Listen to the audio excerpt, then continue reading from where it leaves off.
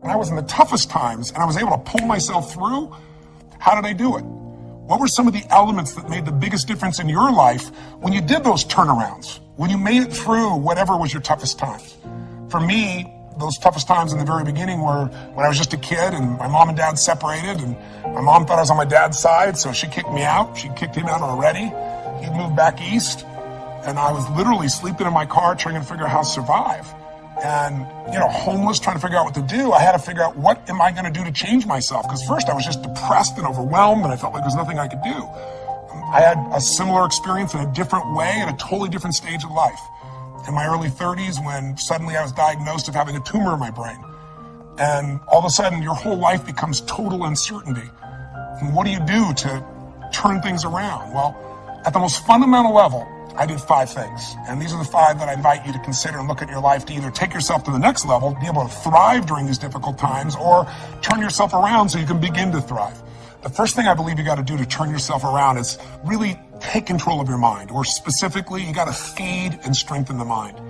The mind is an interesting place, isn't it? I mean, fear can take us over. Uncertainty kind of unleashes all these thoughts that make us start to believe very often that things will always be bad, that we'll never be able to turn it around, or that we don't have the capability.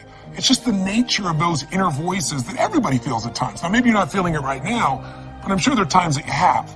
So to take control of your focus, what do? Well, I was told all of a sudden I had a tumor, or way back when I'm on my own trying to figure out what to do, I realized that somehow to take control of my mind, I had to feed it. That if I didn't feed my mind, I'd be living on the weeds that came around me. I mean, today, if all you do is, pick up your phone, you've got all kinds of messages that are going to get your full attention, or flip on Google and check out the news, or watch CNN, or whatever it is you do, it's constantly coming at us. One of my first teachers, Jim Rohn, taught me something years ago. He said, Tony, every day you've got to stand guard at the door of your mind. He said, I'll give you a good lesson. He said, think about this.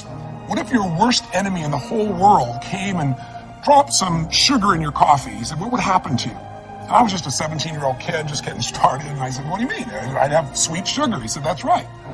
He said, what if your best friend, with the best intention in the world, dropped 1 drop of strychnine in your coffee? I said, I'd be dead. He goes, that's right. So remember, life is both sugar and strychnine, and you better stand guard at your coffee. Stand guard at the door of your mind, because things feed in there and you start to accept them. They start to become beliefs. You start to make up meanings that take over your life.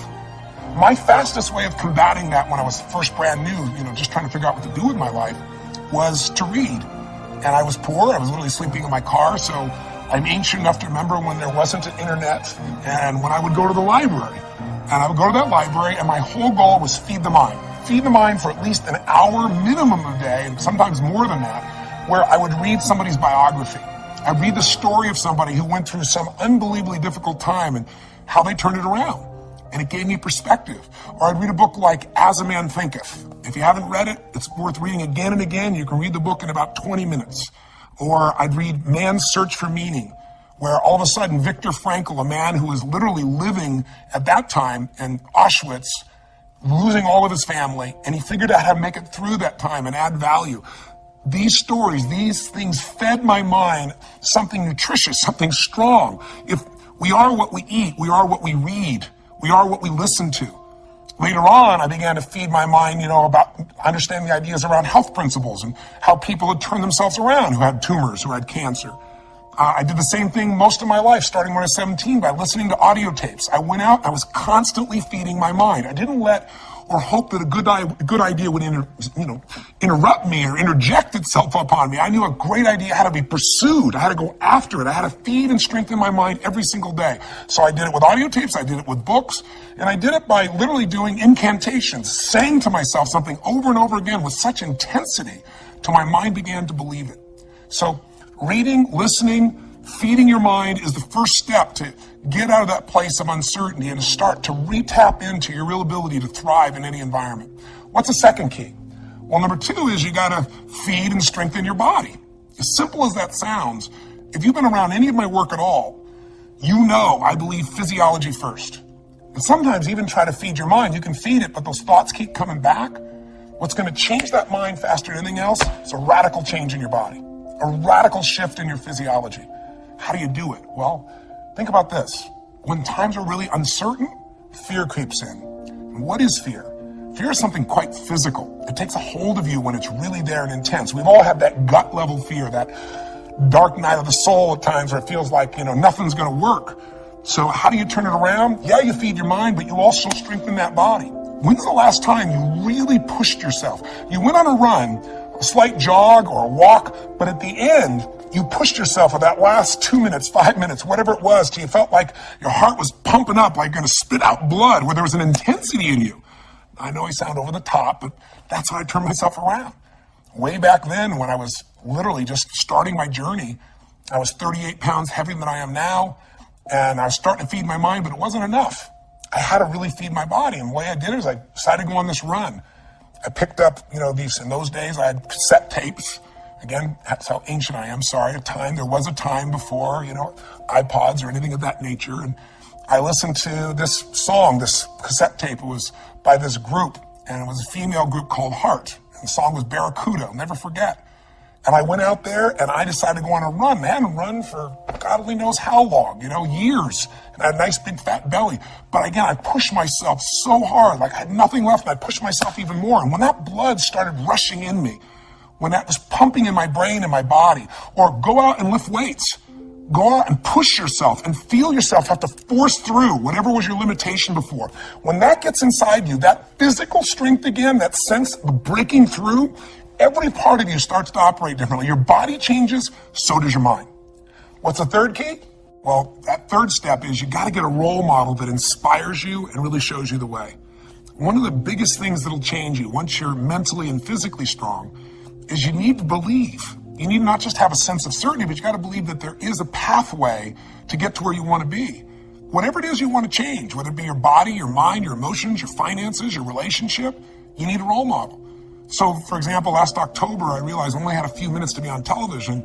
How do I get these people that think they've lost their nest egg and it'll never come back to not just think I'm being positive, but show them a real example? That's what a role model is, I should say. It's a real example. So I thought, well, the best example is just show them history. So at that time, they interviewed me and they said, well, many stocks have gone from $80 and the last few months they're down to $8. And I said, well, let me tell you the good news and the bad news. Some of those $8 stocks are going to be $5 or $2 or $1. Many of them are going to go to 75 cents. And, people were hold back and saying, well, that's not very positive. I said, well, here's what's positive. If you study the patterns of history, if you look back to what happened in the 1930s, if you see what happened in the 1970s, during that time as well, when the market went through this huge crash in the Depression or in the 70s, there was a period of time not that long afterwards when there was this big growth. An $8 stock that went down to $1 or 75 cents didn't make it back to $80 right away. That took decades. But a 75-cent stock that had been $80 or 50 or 60 would go from 75 cents to $5 literally in a month or two or three. It's happened twice before. It's happened during the same pattern. There's a role model for this. That means you would go from 75 cents to $5. That's a 2,000% increase. That's a greater return than most investors will see over their entire lifetime. It can happen in 2 or 3 months. You can make it back. Now, I said, but I don't know if now's the time to jump in. I just know that time is coming. You got to study it. And then, I told investors, look at Sir John Templeton. He had just passed away a few months before. I was fortunate enough to know him. If you don't know the name, he's one of the greatest investors in history. And he became an investor, a billionaire, I should say, by being an investor, and he started with $10,000. How do you do that? He did it because he believed you make all your money at times of maximum pessimism. That was his role model. In 1939, the Depression is going on, Hitler invades Poland, and he's in a place where all heck is breaking loose, and he took his $10,000 and he invested it all he could in the stock market, bought stocks that cost $1. Many of these stocks were near bankruptcy. But what do you think happened after the war? Things got back to normal. The season always comes back. He became a billionaire from those investments. He invested in Japan when no one would invest in Japan because no role model would do that. They just got bombed. The country's down to mud and dirt. He bought things for pennies that grew and he sold them for a huge profit. If you're looking to make your business successful today and you're trying to think, how do I do this in this tight economy? Look around at role models. Who around you is still doing well? There are people. You just got to find them. Look at Zappos. Zappos is a company that only a few years ago was sitting around in a garage, and in this economy, they're thriving, selling shoes. They're going to do $1 billion this year. Or better yet, if you're just feeling like you lost your job, you've lost your home, you've lost your income, your nest egg, or you're facing just unbelievable challenge, then look at somebody like a Nick V. If you don't know who I'm talking about, go to my blog and watch a video of him. I'm shortening his name because it's very hard to pronounce his name. I'll be respectful, but I've got his whole story there. You can watch it. Here's a guy that was born with no arms and no legs. I mean, literally, he can't dress himself, can't move, can't feed himself. He wanted to die. He was totally depressed. And in one day, he figured out a different way of looking at life. He somehow began to strengthen his mind and body, and he got a different role model of what was possible inside of himself. And now he inspires people all over the world. Little kids who think they have a big problem, adults who think they have a big problem, meet him and go, how does he even make a phone call? And you'll see him do it. He's got this one little web foot. Please go see it. You'll be inspired. We all need contrast sometimes. Not only role models of how to get it done and be successful, but role models how to deal with our problems and our challenges. So get a role model that'll inspire you and show you the way. And the fourth key now is you've got to get a proven plan, and you got to take massive action. Don't even worry about a proven plan. There are lots of role models. Hopefully they'll prove it to you, but get a plan. Do something. I tell people all the time, you got to remember the power of massive action. So often in life, people don't begin the journey because they're not quite sure what to do or how to do it right or how to do it perfect. If you want to change your body, get yourself moving. Don't wait for the perfect trainer. Just go out there and move. Put on your shoes and move and get momentum. Just remember, progress equals happiness. If you can start to make progress, if you can get yourself going, even if it's not perfect, if it doesn't work, you know what to do. Just change your approach. If that doesn't work, change your approach. But if there's anything that'll shift your life, that'll get you to thrive in a difficult situation, is take some massive action. Try something else. Change it, try it, move it. I go on and on this, but I want to be respectful to your time, so let me give you the final key, number 5. Number 5, I think, is the most important of all. So just to remind you, first thing you got to do is feed and strengthen that mind. Read, listen, feed the mind. Take control of that focus. Stand guard at what other people are saying. Focus on what it is you're here to give, what you can control, what you can make happen. Number 2, feed and strengthen that body. Remember, fear, uncertainty, they're physical experiences. So the best way to deal with something physical is get physical.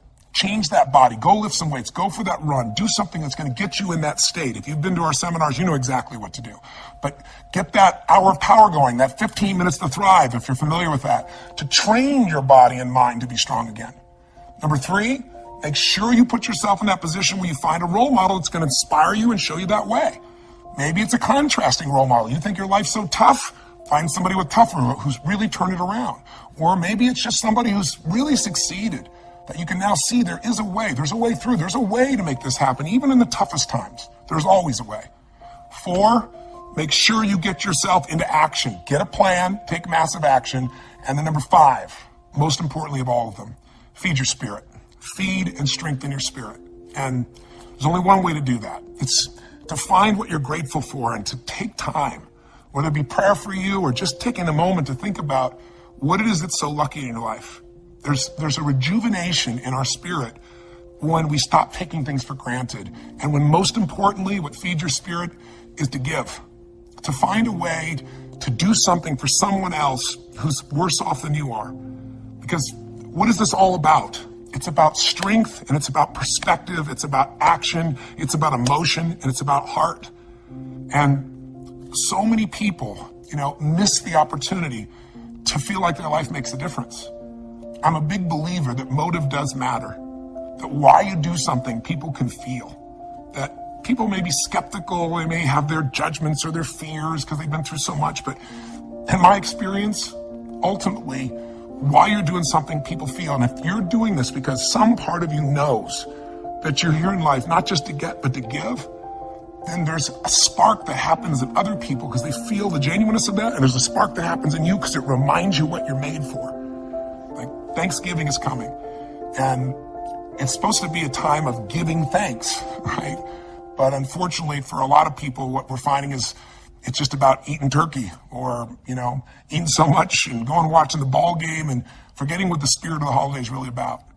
many of you who know me probably know the story of what's happened in my life and why I'm sharing this with you right now. Because when I was 11 years old, my family, a young brother and sister, I'm the oldest, and my father and my mother, we were in a position where my father had lost his job and we had no money and no food.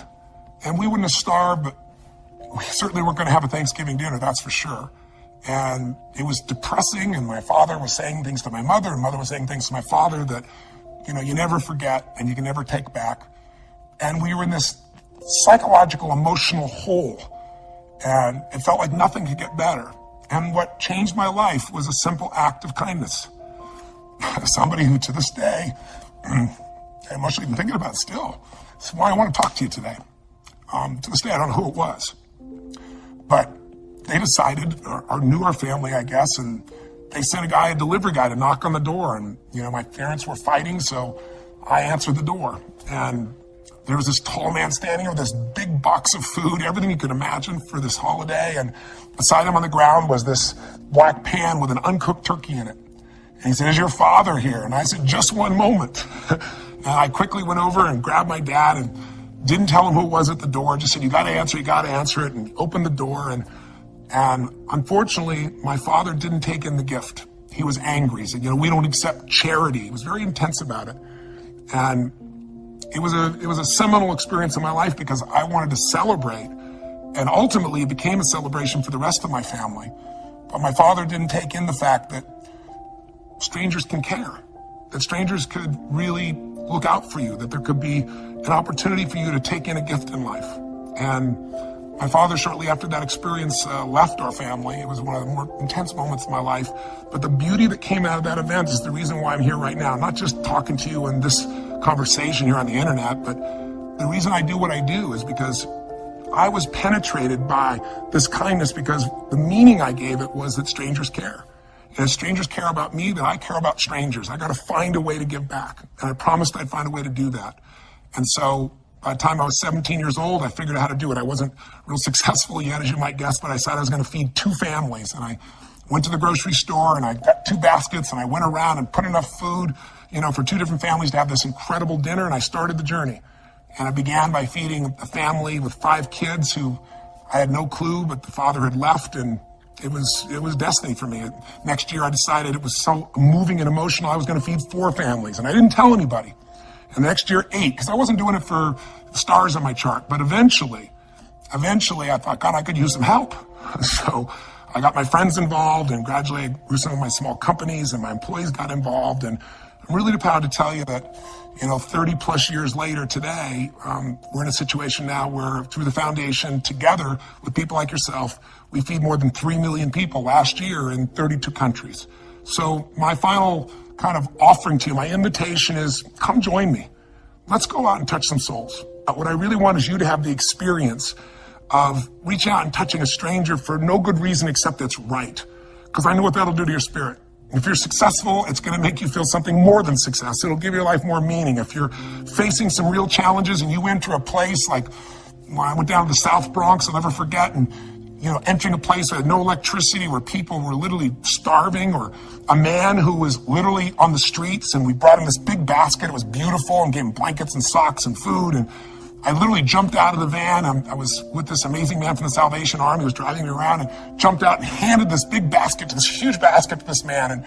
And first he just looked shocked. Then he started to get this big smile. Then he got teary-eyed. And as I was leaving, there was this moment that you never forget. I sent this video to you to hopefully, during the holidays, hopefully add some value to you, to remind you of what I know you know. You can thrive no matter what the obstacle, no matter what the economy, no matter what the challenge. The fundamentals are really basic, and you can take back control of your life. And if you're doing well, it's to say to you, man, you and I, if we're doing well, we have responsibility to give something back. Not only responsibility, but an opportunity. So thanks for listening for so long. I hope this has been helpful for you. Sorry I'm emotional, and I hope this has been helpful to you in your life in some way. And again, I appreciate your time, and I look forward to hopefully our paths cross again sometime soon. Till then, live strong, live with passion, and God bless you.